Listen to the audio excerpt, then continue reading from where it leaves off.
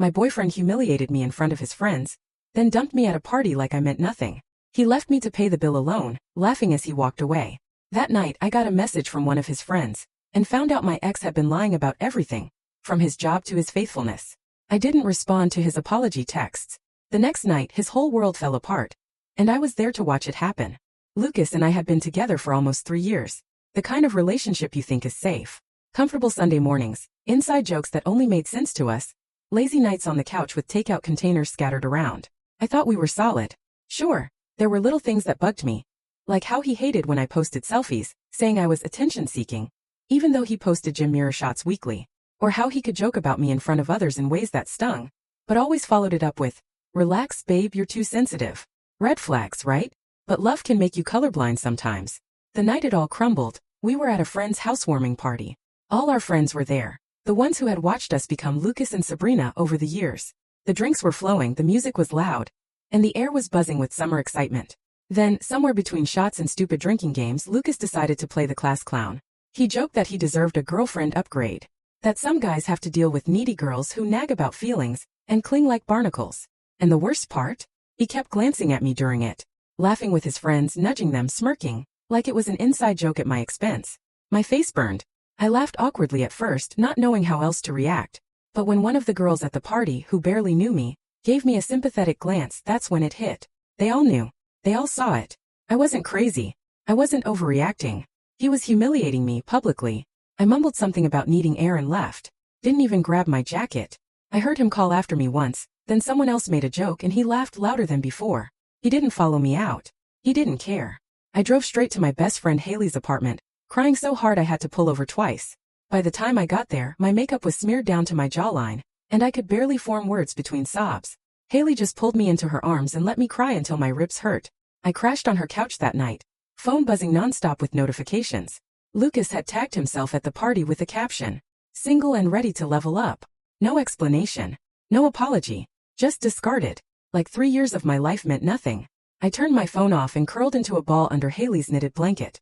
Part of me was shattered, but another part, tiny flickering, was angry. Maybe he thought he could embarrass me, walk away and keep the narrative. Maybe he thought he won. But the story wasn't over yet. Not even close. The next morning the world felt heavy. You know that kind of sadness where even your bones feel tired? That was me. Haley made me pancakes even though I barely touched them. She kept saying things like, "You're better off," and "You dodged a bullet." And I nodded like I agreed, but inside it felt like someone had carved a hollow space inside me.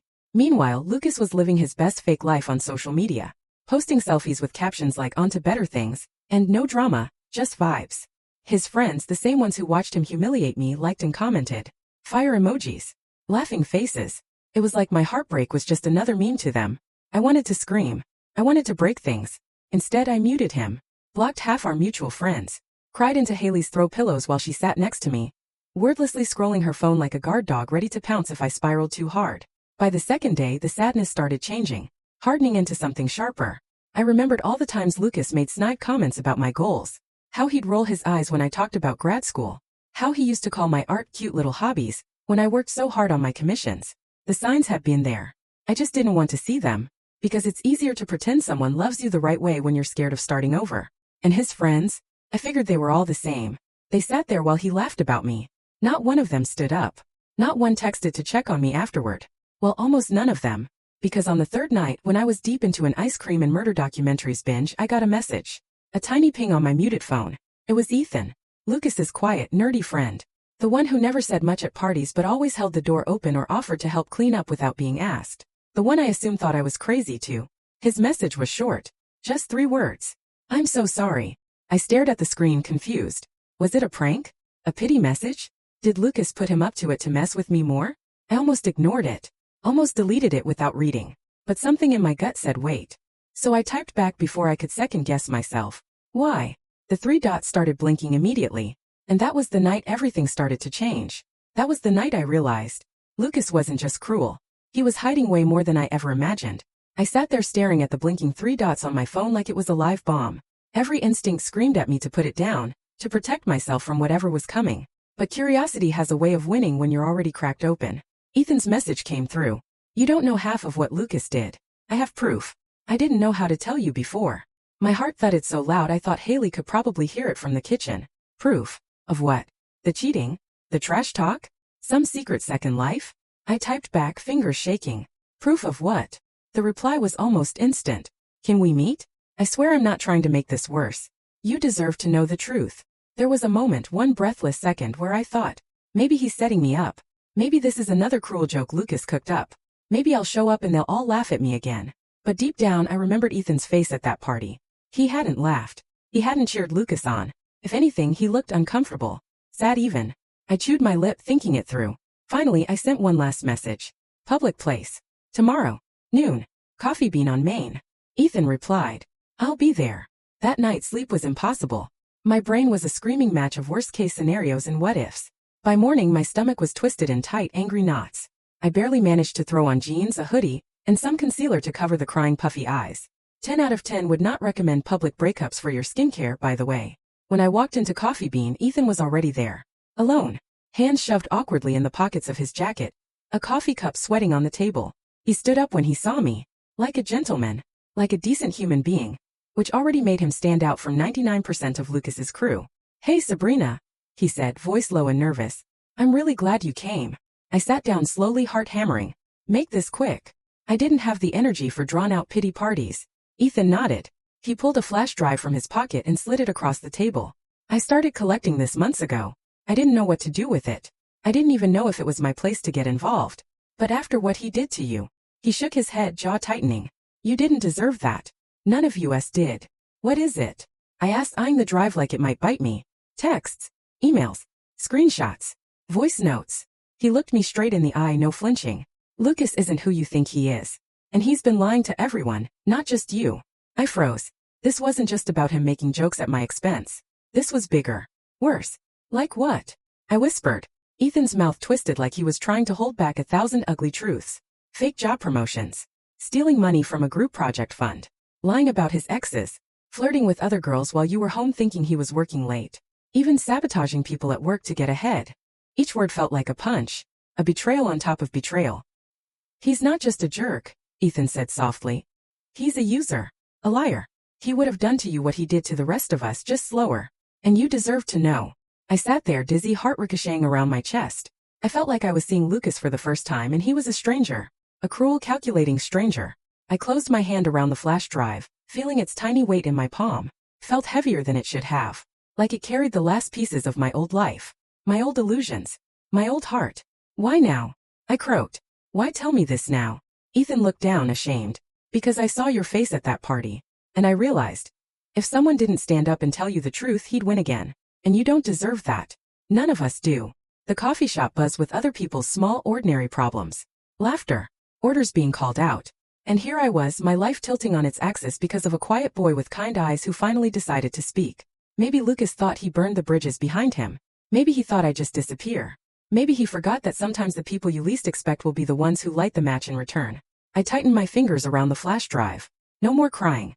No more hiding. It was time to make a plan. It was time to show Lucas exactly who he underestimated. When I left the coffee shop that day, the flash drive felt like it was burning a hole through my jacket pocket. It was small. So small. But it carried something massive, power. Proof that Lucas wasn't just a jerk who told bad jokes at parties. He was a fraud. A liar. A snake in designer sneakers. Haley was waiting when I got back to her place. The second she saw my face, she muted the TV and sat up straight. Well? What happened? Was it a setup?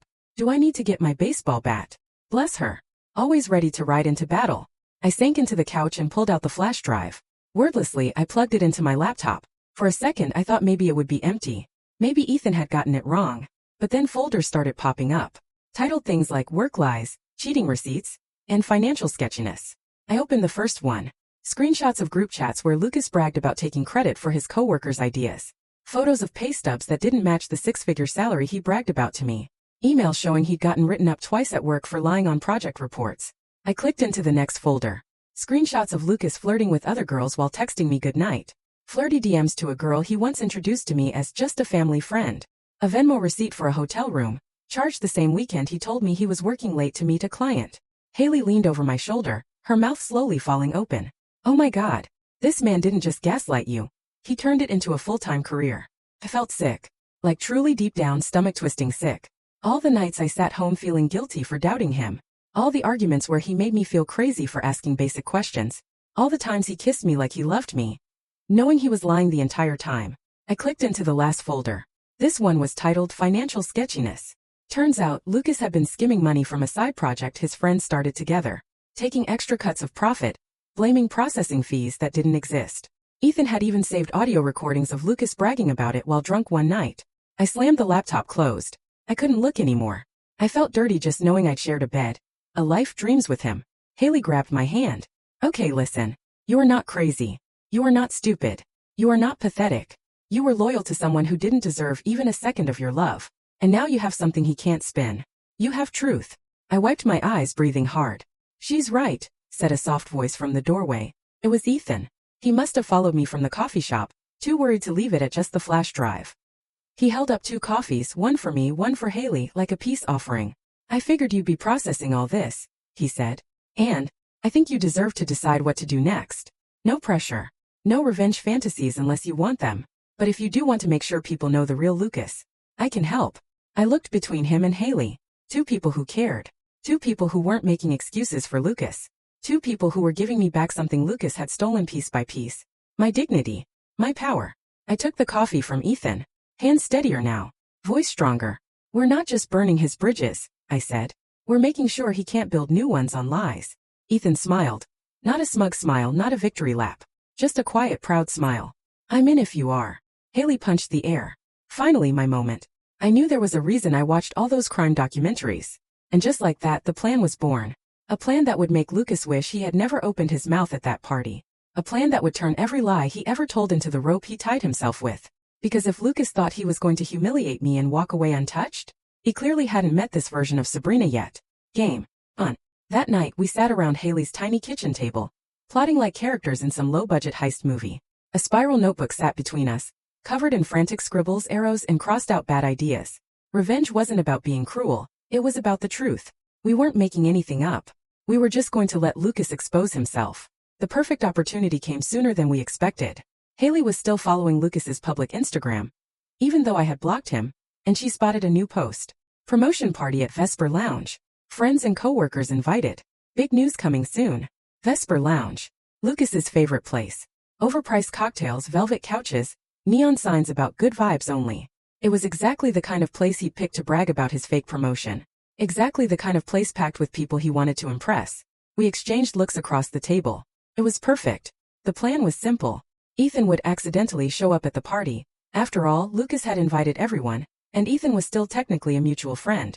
Ethan would bring a gift bag inside a USB loaded with the proof. The DJ at Vesper Lounge? Turns out he was one of Ethan's old college buddies. And that DJ owed Ethan a huge favor. The idea was to lose the USB where the DJ could find it.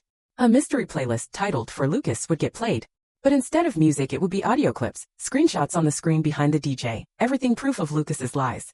It was risky. It was bold. It was delicious. Of course, there were a million ways it could go wrong. Lucas could catch us before it started. The DJ could chicken out. The USB could get lost or corrupted. But honestly, I didn't care. Because even if it didn't work exactly the way we planned, I was already done playing by Lucas's rules. I was already winning by choosing to fight back. We spent the next 2 days finalizing everything. Ethan cleaned up the files, putting the most undeniable evidence first, things like Lucas's forged pay stubs and bragging texts. Haley helped me pick out an outfit that screamed unbothered queen, a silky emerald dress, and leather boots. I practiced my resting bitch face in the mirror until I could look past myself like Lucas was a piece of furniture. Saturday night came fast. Too fast.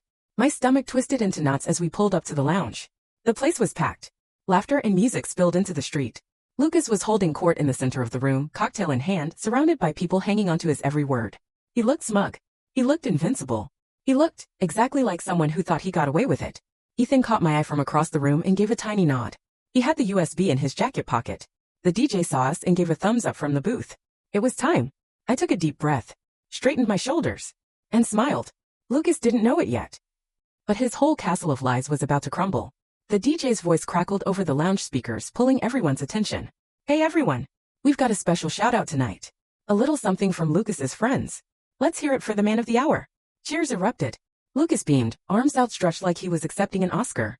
I slipped through the crowd, staying close to Haley and Ethan, heart hammering so loud I almost couldn't hear the music starting. Except it wasn't music. The big screen behind the DJ, usually showing moody graphics and city skylines, flickered. Then giant white letters appeared on a black screen. The real story of Lucas W. At first, people laughed, thinking it was a joke. Lucas laughed too, lifting his drink like he was flattered. But then the first screenshot flashed onto the screen. Lucas texting another girl while telling me he was working late. Complete with the timestamp, date, and his contact name still visible, Babe Red Heart. The room shifted. The laughter turned into confused murmurs. The next slide appeared. Email exchanges showing Lucas lying to his boss about taking credit for someone else's project. Highlighted sentences that made it crystal clear he'd been caught, and formally warned. People started whispering, turning to each other. A few phones came out, already snapping pictures. Lucas's face went pale. He lowered his drink slowly as darting around, scanning for an escape route. It kept going. Receipts of Venmo payments for hotel rooms he booked while I was supposedly at his mom's. Fake screenshots of promotion announcements exposed as Photoshop when side-by-side comparisons popped up. And then the cherry on top. An audio clip. Lucas's own voice, slurred and cocky, bragging at a party. Honestly, it's so easy. Girls like Sabrina, they just want to believe you. You say the right crap, act stressed about work, and they eat it up. Free dates, free therapy, free loyalty. Until you get bored. Silence. Total silence. You could hear the ice cubes clinking in abandoned glasses. I stood at the back watching, every part of me trembling, not from fear, but from release. I wasn't the fool he painted me as. I wasn't weak. I wasn't the crazy ex. I was the storm he didn't see coming. Lucas stumbled toward the DJ booth, shouting over the now buzzing crowd, but it was too late. The damage was done. People were backing away from him like he was radioactive. One girl, someone Lucas had been clearly flirting with earlier, dumped her drink down his front and stormed out. His co-workers looked horrified. One guy flat out said, "Dude, you're sick," before leaving. Haley grabbed my hand and squeezed. Ethan nodded at me from across the room, proud but letting me have my moment. This was mine. All of it. Lucas finally spotted me. His face twisted, part rage, part panic. He stormed toward me. "You set me up," he hissed, voice low and desperate. "You vindictive little." I smiled sweetly. "Truth isn't a setup, Lucas. It's just overdue." Then I turned on my heel and walked out, head high, heart lighter than it had been in years. The night air hit my face like a baptism. New, fresh, free. Behind me, I heard the lounge door slam as Lucas tried to chase after me. But by then, Haley's car was already pulling up, Ethan behind the wheel. We drove off into the night, laughter bubbling up between us, unstoppable, wild. I looked back just once. Lucas stood there alone, soaked, furious, exposed. Exactly where he deserved to be. It was over. And I was finally free. The days after the Vesper Lounge incident, as Haley jokingly called it, felt like waking up from a long dark dream. Everything Lucas, the relationship, the hurt, it all started feeling smaller, like a bad story you retell just to laugh at how far you've come. Word about the reveal spread like wildfire. Screenshots, videos, people retelling the story on social media. Everyone had an opinion, of course. Some people cheered me on quietly. Some messaged to apologize for believing Lucas's fake version of our relationship. Some, mostly his toxic little fan club, called me crazy or dramatic. But you know what? I didn't care. Not anymore. I didn't owe anyone an explanation for surviving, for standing up, for choosing me over their comfort. Lucas tried damage control, posting weird, sad Instagram stories about betrayal and snakes, and you can't trust anyone these days. He DM'd me once, just once, some half apology about how he was under a lot of pressure and didn't mean to hurt me. I didn't respond. I blocked him without a second thought. Felt good. Better than I imagined it would. Meanwhile, life kept moving forward. I applied to grad school. The dream I once thought Lucas would never approve of because it would make me too busy for him. I picked up painting again, taking commissions from people who loved my art without trying to belittle it. I even started posting selfies again. Bright, beautiful ones. Not for validation. Not for revenge. Just because I like seeing myself happy. As for Ethan, first we kept it casual. Coffee hangouts. Texting late at night about random things, TV shows, bad memes, his awful taste in pizza toppings. He was careful with me. Gentle. Respectful in a way I hadn't realized I was starving for. One night, a few weeks after everything, we ended up walking through the park near Haley's apartment. The air was cool and crisp, smelling like wet leaves and new beginnings.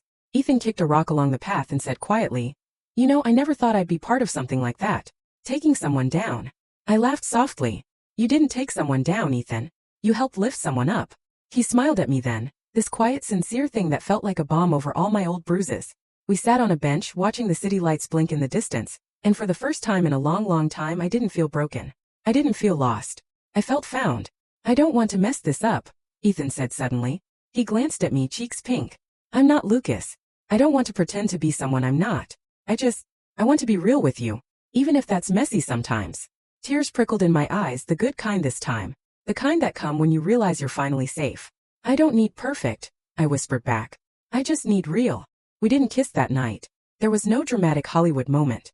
Just two people sitting side by side in the cool autumn air, letting hope bloom slow and steady between them. And honestly, that felt better than any kiss ever could. Maybe someday we would fall in love. Maybe not. But either way, I knew I'd never lose myself again trying to be good enough for someone else. I already was enough. I always had been. Lucas didn't destroy me. He revealed me. Stronger, smarter, brighter. And this time the story was mine to write. No apologies. No edits. Just me. Exactly as I was always meant to be.